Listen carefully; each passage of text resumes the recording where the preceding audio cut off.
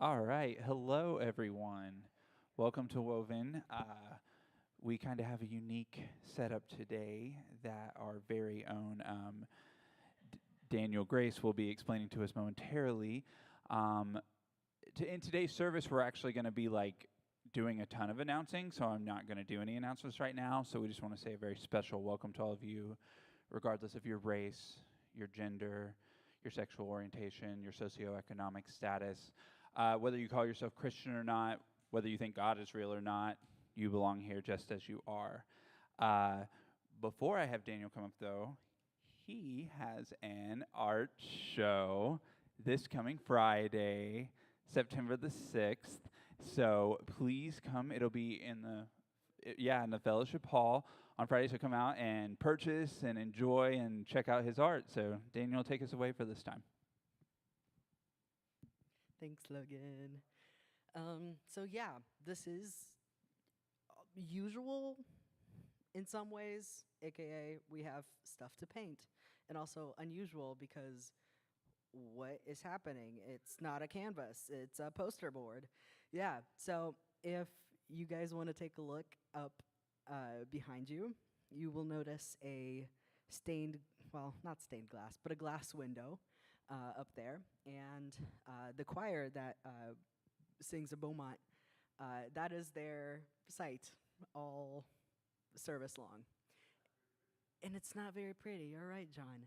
So, uh, someone, I am blanking on her name right now. I cannot believe it. Um, no. Anyway, an idea was shared with me to do like a collaborative painting and put it up there instead of the plain cardboard. And so this is what we're going to be doing. As you can see, I have drawn different shapes on there and filled some of them out, some of them in with paint. And so your task today, your mission today, whether you choose to accept it, is to fill these in with color. So, on a logistical note, there are different little paint bottles everywhere. There's 5 colors, kind of, maybe more. I don't remember. I just chose what I thought was gonna look good together. So you can take a color, put some on the canvas, take a brush, and go ham. You can mix colors, it's fine. Same brush, different colors, that's totally fine. Just fill in as many of the spots as possible, as you can, as you would like to. And yeah, there's 2 up on this table. And if you are able to and would like to, you can also sit on the floor. I have found myself enjoying painting on the floor a lot recently, so ta-da. Yeah, the only big request is make sure to, after the art time is wrapping up, make sure to put the brushes in the water, because acrylic paint dries like a bitch, and I don't want to throw out lots of brushes. So that is my one request. But other than that, let us make art.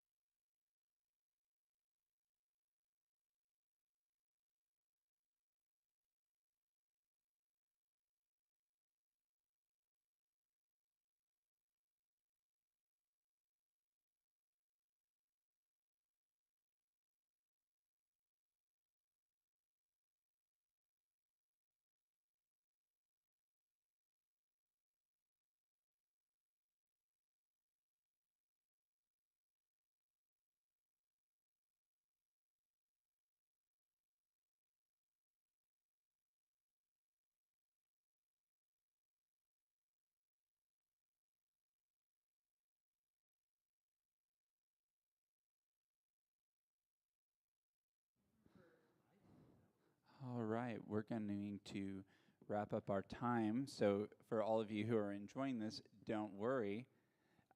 We'll be doing it again next week. So we'll be continuing this theme. And so thank you all for your creativity and your artistic input. It makes our community more whole and stronger. So we're going to get ready to transition into kind of a fun little conversation time with John and I.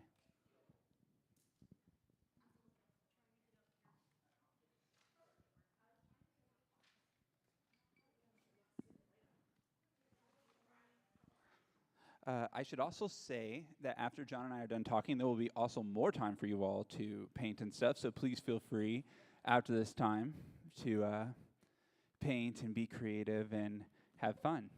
I'm going to wait for my Pod Talk co-host to finish his little artistic endeavor before we start our conversation.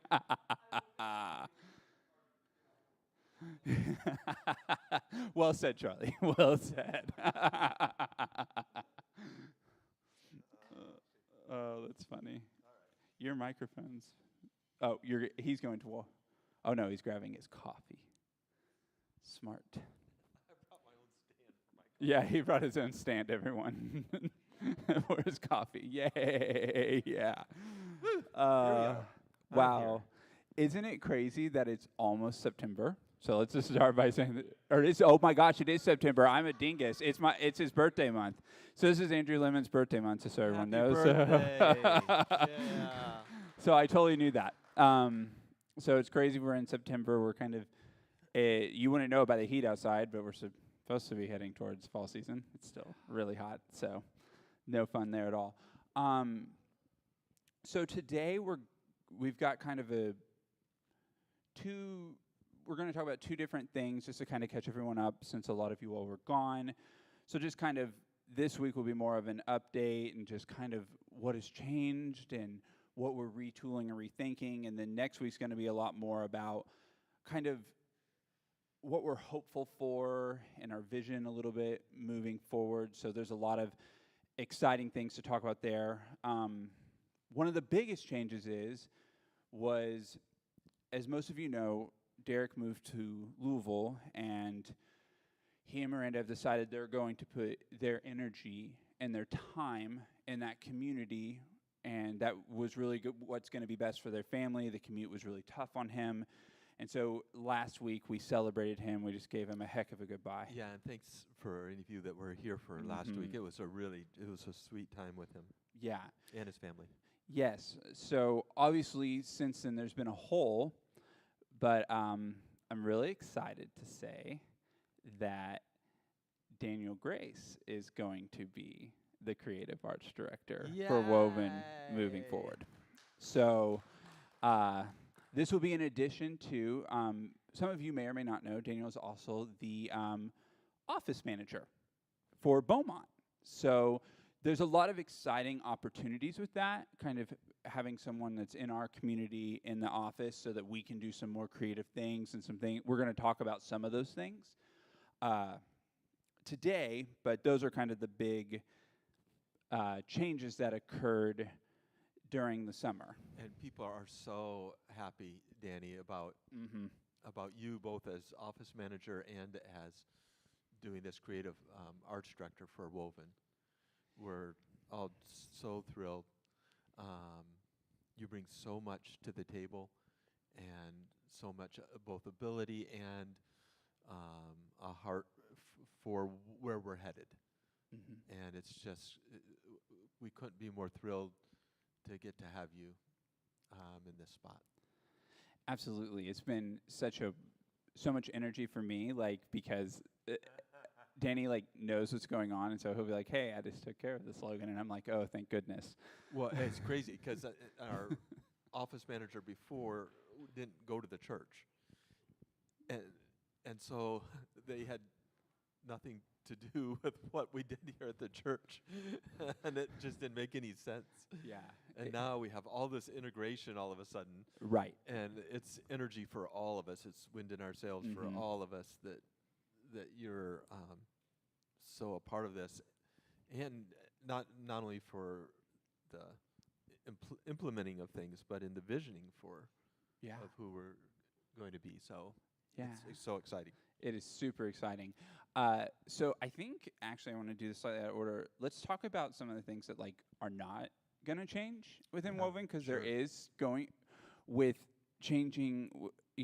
We're not asking Daniel to be Derek, so there's going to be plenty of changes creatively is what I was trying to say, and that's important. So we want to make sure that we talk about those, but some of the things that aren't going to change is kind of this style, this conversation style of speaking, except for within that, we've got some really, really, really cool people coming literally very soon. So do you want to talk about some of the exciting ones? Yeah. And can I even mention the podcast? Yeah, please. No, go ahead. So we're actually going to be turning this into a podcast, and that we'll be putting out there. And so we've lined up some people this fall that are just going to be fabulous. One is April Ajoy. Yeah. If you don't follow her on Instagram, you'll want to. She's funny and as cynical as can be. But yet so sweet. Yeah. Like it's sweet and cynical. It's the perfect combination. We just had lunch with her on Friday, so. And her spouse Beecher has talked here. They're non-binary, and April, both of them come from this very evangelical background, and have so April's writing a book called Star Spangled Jesus, and it's about Christian nationalism, and so we'd encourage everybody to pre-order it. She's going to be here to launch the book in Lexington. Right. So this spot will be their Lexington book tour spot at this service time. October 13th. On October 13th. So that's just, we're so jazzed about it. Yeah, it's really cool. Her book releases October 1st, so you can pre-order it and bring it and she'll sign it. And if not, she will have copies here. She'll have copies here. And we're going to be publicizing this a lot, and she'll be publicizing on all of her own stuff. So we would love to have just a big crowd for her on that day. Yeah, I kind of buried the lead on this because I wanted to surprise Daniel with this for this spot. April actually, once we send her the graphic that Daniel's going to make, is going to publish that graphic on her socials. So that's the exciting part. Yeah. So she has like, I think 100,000 followers on Instagram or TikTok. I can't remember. She has so many followers. And so, yeah, TikTok is probably the biggest one. Yeah, her biggest one's TikTok. So we're very, very excited to have April here. Another one that we're talking to, we don't have any dates finalized yet, but I think it's safe to go ahead and talk about it, is we're talking to Colby Martin. We're emailing him to try to land a time to get him to come and speak. He's excited about coming. Yeah, no, actually, yeah. He's very excited about it. Got to get the details. We're looking at November for him, trying to figure out a date in November to make that work out. If you don't know who that is, there's a couple books. Important book. Yes, a couple books. But the first one that was really popular was one called Unclobber. Right. And it's about the clobber passages in the Bible, and he sort of unclobbers them, and it was really important book. Yeah. For the queer community, for the queer community that was coming out of evangelicalism. Yeah, and his second book, like if those passages are too triggering for you to read, which for some people they are, he has a book called The Shift, which is going from an evangelical to a more progressive Christian, and which that's is where also we'll important. Mainly be headed. Yeah. Probably is in the Shift talk. Yeah, we'll probably be talking with him more about that than the unclobber passages. The Shift talk.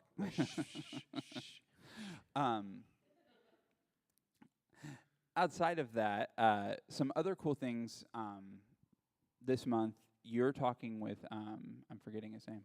With Steve? No, Jeff, right? On the 15th of this month? With, yes. Chris Colby. Chris Colby, that's it. Chris is a social worker and works with the vets. Is a gay guy that will give us some inroads into the social work specifically with queer community. Mm-hmm. And we're not going to abandon our creative juices because on the 22nd, we're going to talk with Edie Moon, who is here. Yay. So we're not going to abandon that. But then on the 29th, one of our own Beaumont people is going to talk with us about immigration. You want to tell us more about that? So Marissa is as also a social worker and has worked a lot with the immigrant community. Mm-hmm. And so, and in Beaumont too, we're talking about immigration and border on that in the morning, and then we'll talk with Marissa here in the afternoon. Yeah. It's crazy, but that topic has gotten so Right. hijacked. Mm-hmm. And I hope this is all right, but I'm going to sort of tell you where we're headed sort of in Beaumont, and it's going to be a lot here too in Woven, is I want to talk about us being Christian nationalist. And I mean that in the best way. Ugh. So this is going to be really fun to see if we can make this turn or not. I think that Christian nationalism is who we really are as progressives. That the Christian message is actually about caring for the immigrant. It's about inclusivity. And so our first rule is going to be that we'll never use that term for it. Thank goodness. Because it's been so co-opted by the opposite. And so the point is, we think that when people say Christian nationalism, that's actually the opposite of who Christ was. Mm-hmm. Literally, the very opposite of who Christ was. And so I'm interested in what does it look like for us to have government that actually is in line with the idea of love instead of what has been co-opted and just all of the junk of what we know of as Christian nationalism. Yeah. So we'll see if that works or not. But that's I know. My brain is trying to compartmentalize that right in real time. I think it's true Christian nationalism. I don't. Just be. I don't know if that's going to work, Sarah. I'm so sorry. The final one that we can officially say for October, and then we have some more that fingers crossed work out that we're talking about and excited about, but not ready to announce yet. Is and some of you will know him who go to the university that shall not be named. Steve Clemens will be here to talk with us about politics because, we're kind of in that season. So he's the Dean of Arts and at Asbury, and is a political scientist. His doctorate's from the University of Chicago, which is a top 10 school in the world. Mm-hmm. And I can't. I would just say he's totally. He comes to Beaumont, and he's totally in line with who we are. He's great. Yeah. He's nice. He's a friend, and you'll have no pushback from him. Not only not pushback, he's really for what government could look like in a Christian way. Yeah. So the other big things that's not going to change is we're going to continue to use the book Black Liturgies in our services. Like we find that to be very important in a way to move us, really, especially in inclusivity. We really need a lot of help in that area, so we're going to use that. And we have some liturgy that's coming at it specifically from a queer perspective too. Absolutely. We'll be using that too. Yep, absolutely. So those are the things that really are just going to stay the same. They're just kind of part of who we are as a people. On the change factor, there's going to be some changes. One of which is turning this really more into a podcast, as well as Daniel and I are going to work on expanding that and having longer conversations than what we're able to have in this time, specifically around queer conversations and others that really just need more time than what we're really able to do in here. So we're literally starting to work on it. I guess I should just say this. Part of the reason we can work on it is I just got a huge promotion at my job. So like a Yay. huge promotion. So it's public knowledge now. So I guess it can be on the internet. So so therefore that's coming for me down the pipeline. Pretty big pay increase. Some of the things that we'll see a little bit differently is because Daniel's in the office, we're going to be really experimenting more with a woven bulletin just to help everyone kind of stay in and be able to have a different level of engagement in there. Daniel's picked some incredible fonts that are just so easy to look at, so it doesn't feel so uncomfortable will be the word I use. So I'm excited about that, and it's just another way for him to express creativity. One of the things I love is we'll have some more of these art times, and where we could use some of your help in this is figuring out how to make these art times like interactive for the online presence, because that's just an area that we haven't cracked the code on. So any suggestions any of you have, like, we're so welcome to that and figuring that out, because it is important to recognize, like, it is one thing, and a lot of places say they're creative communities, but then they don't do anything creative. And one of the things that I love that Daniel's pushed all of us on is actually being creative people. And that's what we're really trying to do here, is up our own creativity and seeing creativity maybe isn't what we think in our mind that it is. So that's something that'll for sure be changing. We'll be moving more in that direction. It just occurred to me whether we would want to go down that road at all in music. Yeah, that's such a tricky question. I know it. It is. That is isn't such a tricky question, huh? I'm not opposed to the idea of us doing some group music things. Yeah. Yeah. It's so funny, and I guess we'll just be vulnerable about the music conversation, right? Like, how many of you have baggage with what you know church music to be, like, just by show? Like, how many of you have a lot of church music baggage? Because I sure as hell do. Yeah.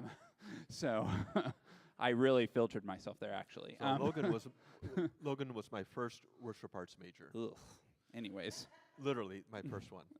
So yeah, so there's a lot of baggage in that area. So it'll be fun to figure out music. Yeah. That's we're not letting it go.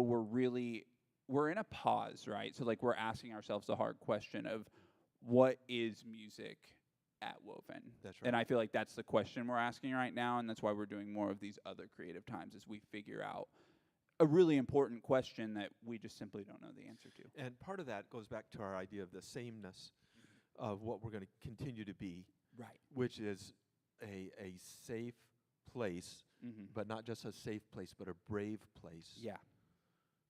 For queer people especially. But so what do the arts look like, and specifically what does music look like that isn't triggering, right, but that has value for the community? And we don't know.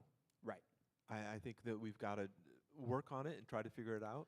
Yeah, and I think that's the beauty of what we're trying to do, and why we're even having these conversations today and next week, is because we are trying to make this more communal feeling in nature, and I think that's something beautiful that we're starting to step into, and we're trying to have more creative ways to have unique community times, which really leads into something that we're actually excited about, because it's an opportunity to partner with Beaumont as well, is starting in October, the last Sunday of the month, we're going to have dinner after the service in the fellowship hall. Yes.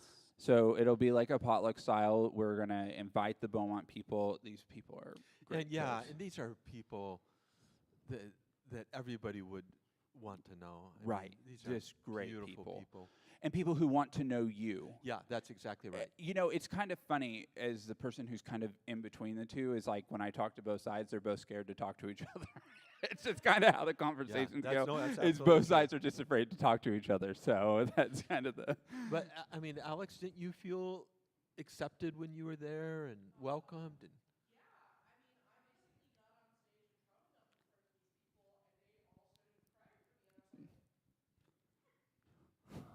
Yeah. Yeah. And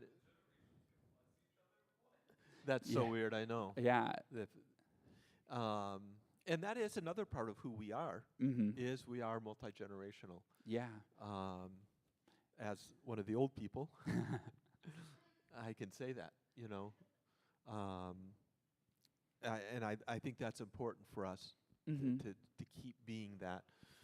One of the places that we're really interested in, that we are expanding in, is in the Gen X group. Yeah. There's a sort of a middle gen between between the Gabies and we old people, of what that would what that group would look like here.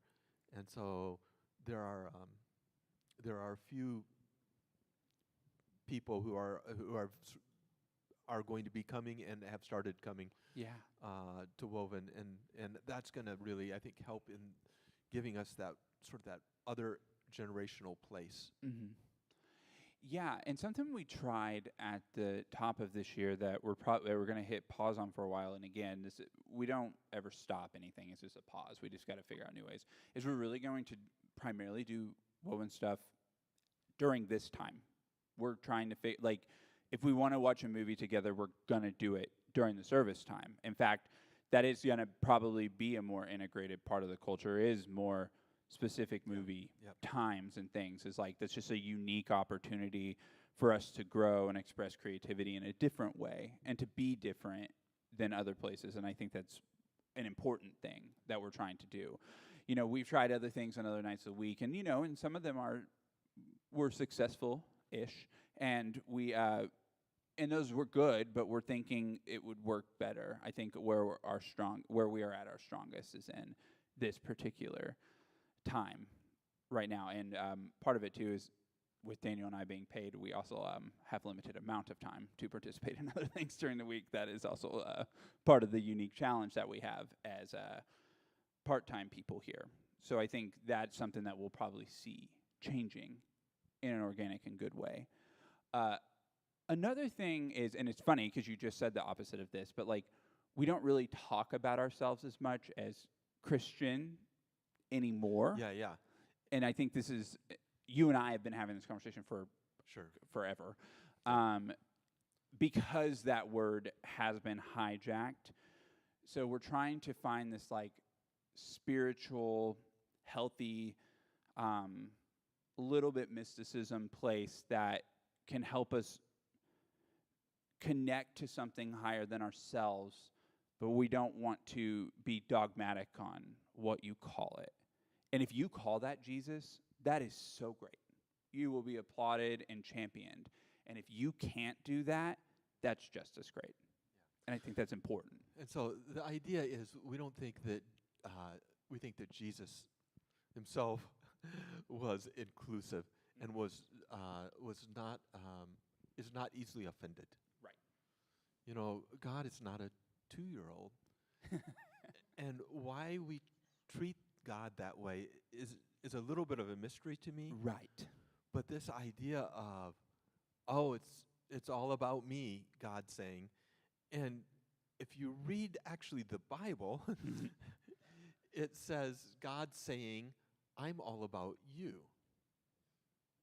And so we want to go back to that idea. Right. And what that does is it just opens up this whole way of learning from the Holy Spirit without even necessarily calling it the Holy Spirit or calling it Jesus. Right. It's what God wants most of all is love in the world and intimacy. Mm-hmm. And what intimacy with God looks like is right. not parochial. It's not limited to this small thing of what people have said it is. And so we just think that God's better than that. Yeah, it really reminds me of your like missional statement for Yeah. Woven. You know, like we're all woven together in a unique way, regardless of how we think. Like it's actually not at all about how we think. It's about who we are. That statement, by the way, is believing that all people are beloved affirmed and woven together at the table with Christ. That's our non-missional mission statement. Because there's no action in it except that believing like that's just who we think God is. And to take it out of this idea where you have this job to make sure that the mission happens. Right. That's not who we believe God to be. God is always inviting. Always inviting. Even we could talk about consent is God's idea. And this other understanding of repent or else. I just think that's so anti who we believe God to be. And on your Christian thing, words get co-opted. Yeah. And they just do. That's how language works. Yep. And so this was Sarah's and my first talk that we ever had was about whether we should keep using the word Christian. And I still use it for me. Oh, yeah. But it's been so co-opted that I get kind of the EBGBs anytime I say it, just because of I want to say I'm a Christian, but the real kind. Not the kind that you hear about all the time. Right, with the 30 caveats that you have to Yeah, include. that's right. Yeah. And so at some point it becomes not helpful to use the term. Yeah, So we don't use it much here because Yeah. of that, because it's been so co-opted that way.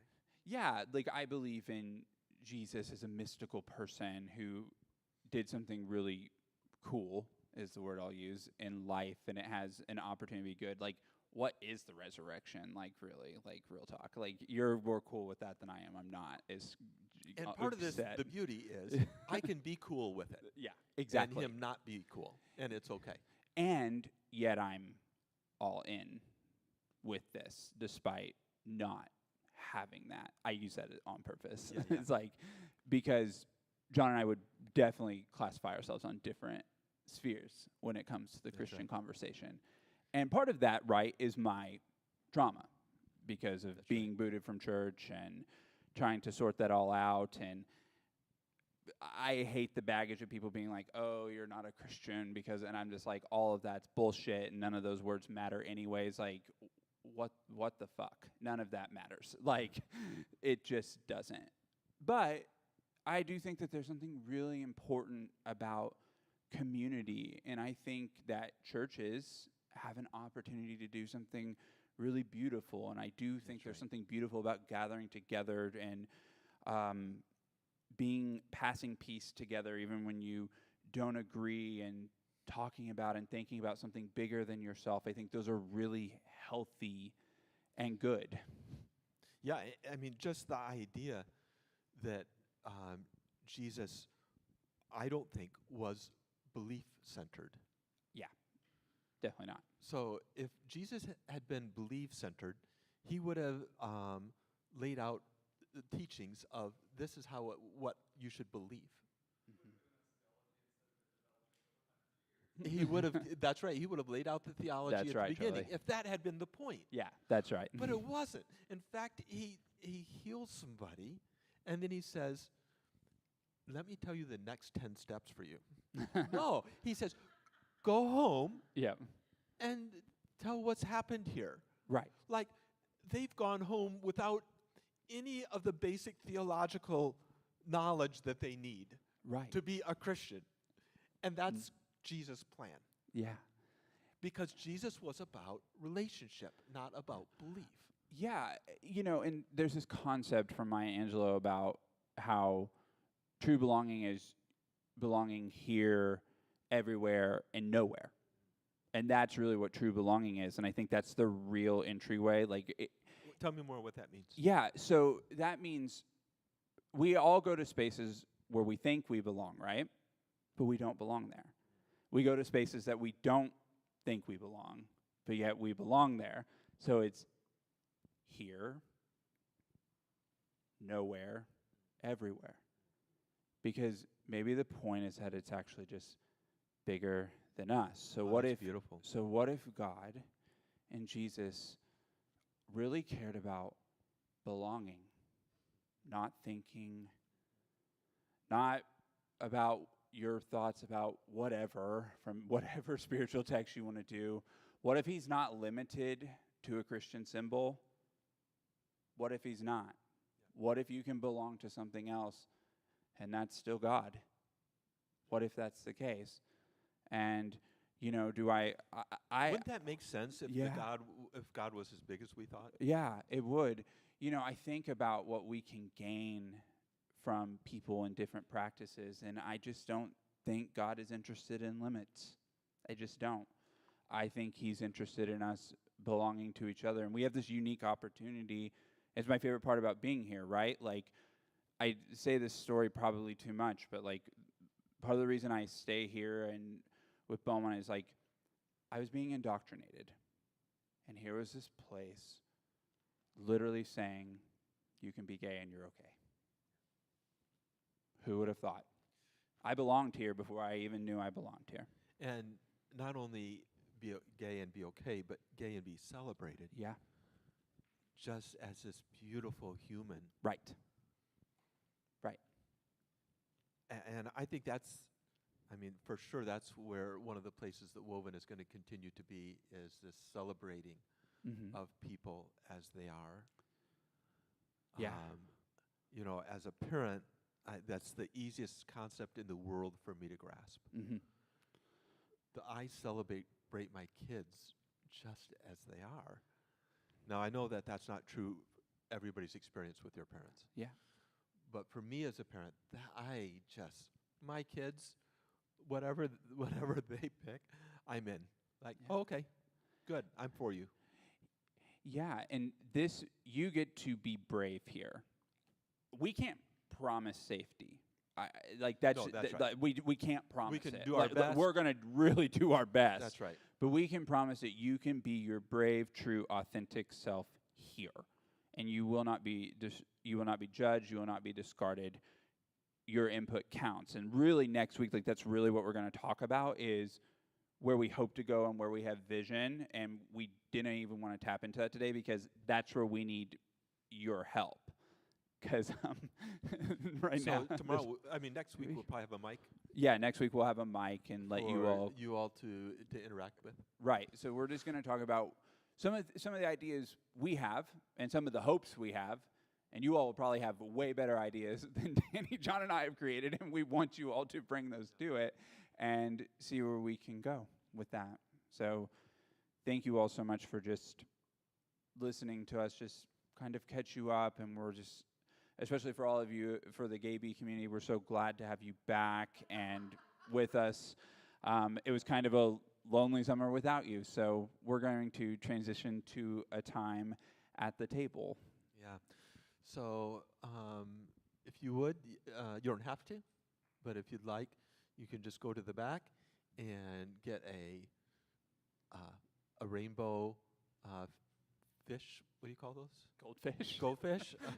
A rainbow goldfish, or several, and or crackers, and some juice, and then bring them back up here, and we'll take them together.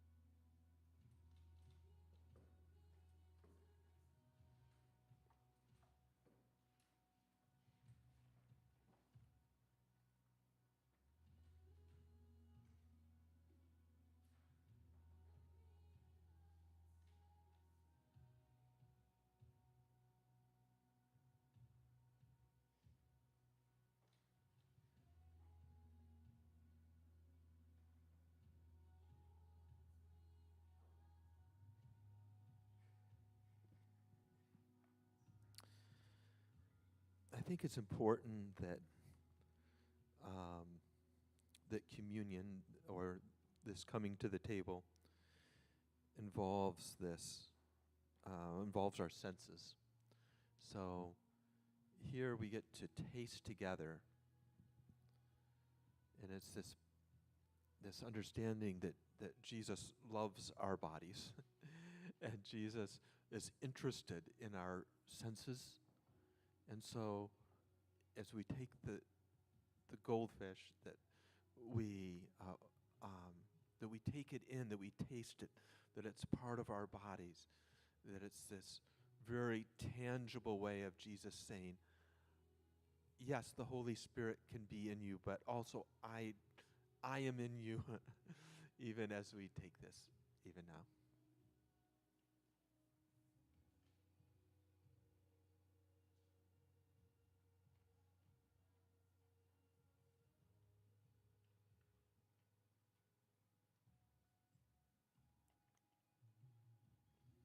And together we take the juice, we taste the love of Jesus, the inclusivity of Jesus, the welcoming of Jesus, even into our bodies.